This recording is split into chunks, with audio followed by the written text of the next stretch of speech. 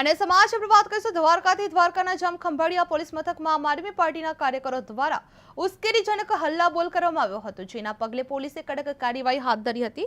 જે આ મામલે ગુજરાત પ્રદેશ અધ્યક્ષ ઈસુદાન ગઢવી, જિલ્લા પ્રમુખ રામજી પરમાર સહિત 30 લોકો સામે પોલીસ ફરજમાં રૂકાવટ, ગેરકાયદેસર મંડળી રચવી અને રાયોટિંગ સહિતની વિવિધ કલમ હેઠળ ગુનો નોંધવામાં આવ્યો હતો।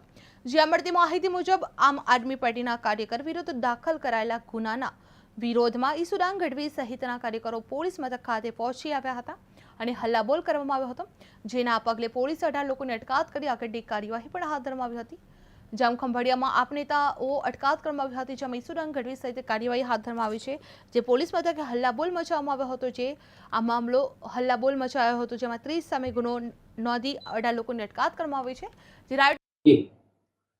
આજરોજ દેવભૂમિ દ્વારકા જિલ્લાના ખંભાળિયા પોલીસ સ્ટેશનમાં એક ફરિયાદ દાખલ કરવામાં આવી છે।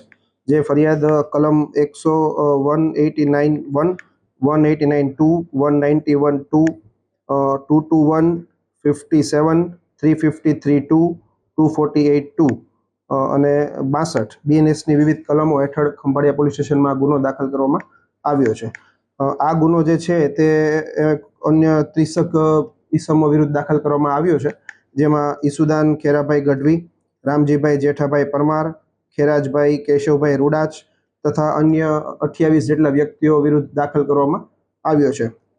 આ જે ગુનો છે તેની વિગત એવી છે કે ગત 31/3/2026ના રોજ ખંભાળિયા પોલીસ સ્ટેશનમાં એક લૂંટનો ગુનો દાખલ કરવામાં આવ્યો હતો।